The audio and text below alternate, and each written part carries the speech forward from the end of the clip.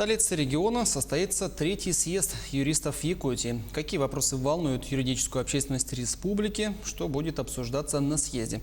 Сегодня мы узнаем у нашего гостя, председателя Конституционного суда республики, председателя Якутского регионального отделения Ассоциации юристов России Александра Кимкимена.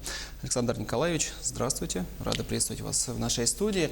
Но это уже третий по счету будет съезд юристов Якутии, и наверняка на предыдущих, первом и втором, уже сложилась какая-то традиции, какие-то преемственность, да? Вот расскажите, как проходили первый, второй съезды и какие задачи на тот момент ставились тогда? Безусловно, проведение съезда – это очень знаковое и значимое мероприятие. Я хотел бы отметить, что мы первый съезд юристов провели при поддержке президента Егора Афанасьевича Борисова в 2013 году. И одним из основных вопросов это был вопрос повышения социальной ответственности юристов. Как вы понимаете, каждый юрист, обладая определенным багажом знаний, хочет это, образно говоря, выгодно продать. То есть, работая на предприятии, оказывая какие-то юридические услуги платные и так далее. А нам необходимо, проявляя чувство социальной ответственности, участвовать в важных социально значимых проектах, в том числе в реализации федерального закона о бесплатной юридической помощи, в том числе оказывая, так сказать, поддержку деятельности детских академий права, которые созданы в ряде муниципальных образований, потому что повышение правовой культуры населения – это одно из самых главных и приоритетных задач. Я хотел бы напомнить о том, что в 2008 году мы начали реализовывать проект правовой всеобщ трудящихся, когда мы хотели в самих работниках возбудить интерес к трудовому законодательству, что мы не можем закрепить каждому работнику юрисконсульта. Да? Мы хотим, чтобы люди, кооперируясь, в том числе образовывая первичные профсоюзные организации, коллективно защищали бы свои права. Во-вторых, конечно, я хотел бы отметить, что одним из значимых вопросов, который мы обсуждали уже в рамках второго съезда юристов, явился вопрос повышения качества юридического образования. Как мы знаем, в тот момент у нас было действительно достаточно много учебных заведений, которые не совсем качественно, может быть, обучали, но дипломы выдавали. Вот это, конечно, невыносимо, потому что юристы должны должной компетенцией для того, чтобы действительно выполнять свою миссию. Потому что юридическая профессия, на мой взгляд, это одна из самых ответственных профессий. Начиная с адвоката, нотариуса, работника правоохранительных структур, заканчивая судебной системой.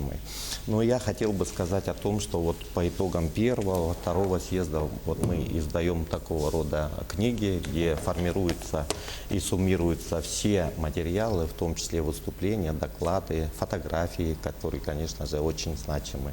Поэтому я считаю, что это все история нашего юридического сообщества. Александр Николаевич, значит, стоит ожидать выпуск третьей книги? Да, безусловно. По итогам. Но как раз-таки о третьем съезде мы заговорили. А какие стратегические задачи перед собой ставят юристы Якутии на этот раз? Конечно же, мы понимаем, что сейчас время совершенно другое. И каждый из нас видит на примере наших детей о том, что наступила другая эра, век цифровой. Поэтому мы в условиях перехода в цифровую экономику должны понимать и осознавать по-новому роль юриста в современном мире. Потому что мы сейчас можем в один клик решить многие вопросы, и в том числе через электронные формы предоставления государственных услуг, и в том числе даже сейчас, например, Сбербанк может посредством роботов подавать заявки в суды, понимаете, потому что все одинаково, и все это принимается, рассматривается, то есть совершенно новая ситуация, и, может быть, из наших профессиональных компетенций некоторые направления уйдут в небытие, потому что сейчас развиваются сервисы.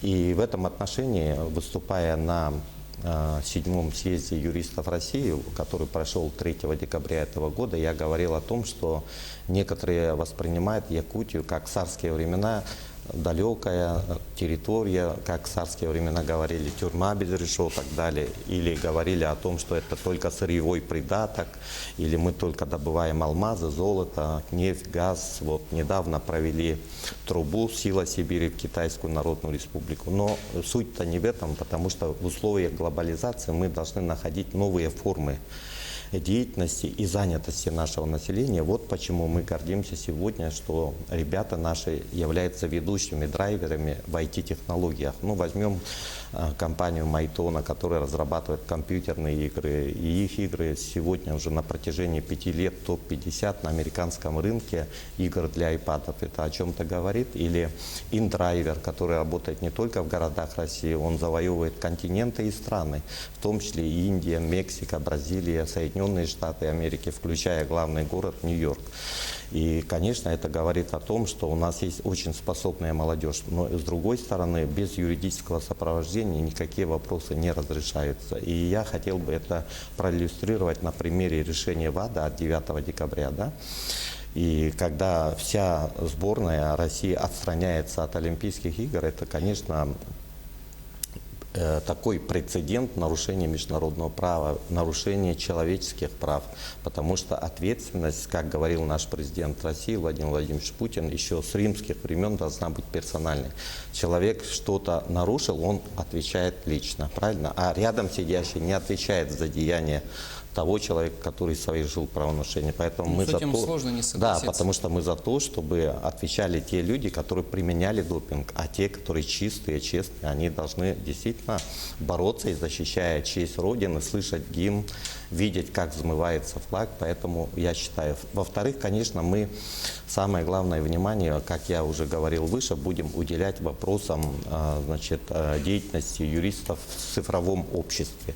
И вот почему мы пригласили ряд очень интересных спикеров с Москвы, в том числе будет Попова Светлана Сергеевна, это заведующая кафедрой правовых основ управления Московского государственного университета, и у нее тема звучит «От цифры к космосу». То есть мы хотим сделать четкую перезагрузку всего юридического сообщества, которое будет отвечать вызовам времени.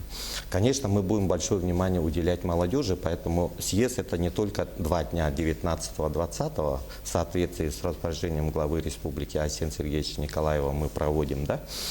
Мы проводим еще ряд сателлитных мероприятий. И в числе сателлитных мероприятий у нас прошел в рамках 3-го Всероссийского съезда юридического диктанта эта работа. И я хотел бы порадовать якутян и поблагодарить за то, что мы уже 3-й год проявляем должную активность, и мы в топ-5 среди 85 субъектов Российской Федерации. В 2017 году мы заняли 3-е место, в 2018 году мы заняли 7-е место, и вот в этом году 5-е место.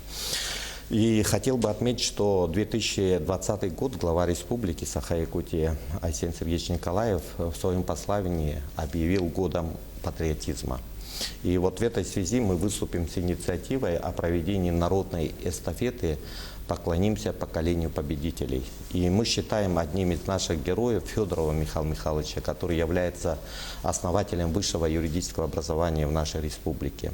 И это случилось в далеких 80-х годах, и на сегодняшний день нас радует то, что уже созданный в 2000 году юридический факультет является одним из флагманов нашего федерального университета. И я горжусь тем, что мы с Михаилом Михайловичем Федоровым совместно разработали в 1995 году концепцию развития юридического образования. И участвовала Ольга Дмитриевна Максимовна. И эта концепция была утверждена на ученом совете университета. И благодаря реализации этой концепции происходит повышение качества юридического образования в нашей республике, и мы, безусловно, гордимся нашими выпускниками, которые сегодня работают и в правительстве, и в больших крупных компаниях, и даже в других субъектах Российской Федерации, являясь главами. Александр Николаевич, вы уже озвучили о том, что в начале декабря прошел съезд юристов России в Москве, да, вы в составе делегации тоже на нем поучаствовали. Вот расскажите, какие там вопросы вообще поднимались, такие наиболее ключевые, и Какие темы от Якутии там были озвучены? Но будем говорить, что это отчетный выборный съезд, и он проходил в достаточно таком плотном режиме, и из числа субъектов Российской Федерации, в принципе, удалось выступить, мне было предоставлено. Почему? Потому что у нас есть достаточно четкая история, это 25-летие юридического сообщества. Поскольку мы образовались в 1994 году, у нас прошел учредительный съезд, и я на альтернативной основе был избран председателем Союза юристов. В 2005 году мы трансформировались в Ассоциацию юристов Республики Саха-Якутия. В 2010 году мы уже стали Якутским региональным отделением Ассоциации юристов России.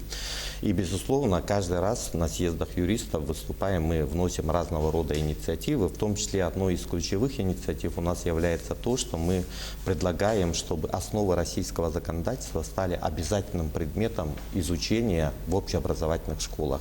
У нас же в аттестате зрелости очень много оценок, но в то же время нет оценки по основам российского законодательства, потому что мы должны прививать навыки, и чтобы у них были познания и в гражданском, и в уголовном законодательстве, если хотите, в семейном, пенсионном, трудовом и так дальше. Поэтому мы считаем, что работа с молодежью – это очень важный аспект. Александр Николаевич, ну вот перебил вас. А вот насколько молодежь у нас сейчас юридически грамотна? Если со взрослым поколением более-менее все понятно, то вот молодежь. Ну, я хотел бы отметить, что некоторые обвиняют, что нынешнее поколение правовые нигилисты и так далее. Я бы не совсем согласился с этим. Почему? Потому что, может быть, это связано с тем, что век информатизации, в один клик мы на любой вопрос можем получить ответ, и это в какой-то мере расхолаживает. Но другой вопрос, когда вот мы говорим о годе патриотизма, я это понимаю как вопросы развития наставничества. Мы должны работать с нашей молодежью, мы должны с ними заниматься с точки зрения того, вот как я говорил на Российском профессорском форуме, роль профессора не заключается только в зайти в аудиторию, прочитать лекцию, но и выполнить воспитательную функцию. Понимаете? И если мы будем воспитывать, у нас очень способная молодежь. И я, когда говорю об итогах юридического диктанта, это как раз подтверждает. Но, конечно же, есть определенная масса людей, которые, ну, будем говорить, считают, что это не его стезя. Но мы должны понимать, что право существует вне нашего желания.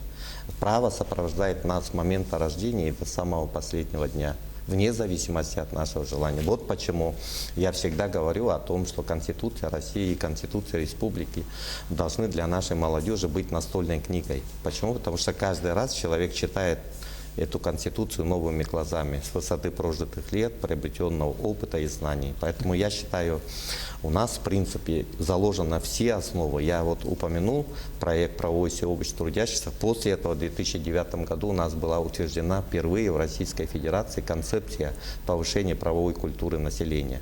В 2011 уже вторая концепция. И в рамках реализации этой концепции ведется планомерная работа по линии различных министерств и ведомств, в том числе по линии Министерства образования. Ну, действительно, видно, работа проделана не маленькая за это время, да? И вот, Александр Николаевич, ваши пожелания коллегам-юристам в преддверии третьего съезда? Конечно, я рад, что на третьем съезде у нас будут принимать участие представители всех муниципальных образований, различных юридических сообществ, и нотариат, и адвокатское сообщество. Хотел бы пожелать коллегам успешной работы в рамках съезда, потому что съезд будет очень интересным. Ну и хотел бы призвать, чтобы мы объединились, и наши усилия были направлены на благо общества. Ну, это самое главное. Ну и хочу поздравить всех с наступающим новым 2020 годом. Год будет очень значимый. И в 2020 году мы в том числе будем отмечать столетие Михаила Михайловича Федорова, основателя высшего юридического образования. Проведем целый комплекс мероприятий. Александр Николаевич, большое спасибо вам за участие в нашей передаче. Ну и, конечно же, продолжать эту плодотворную работу. Я напоминаю, что о третьем съезде юристов Якутии мы сегодня говорили с председателем Конституционного суда Республики, председателем Якутского регионального отделения Ассоциации юристов России Александром Кемкеманом. Якутия 24 следит за развитием главных новостей. Оставайтесь на канале.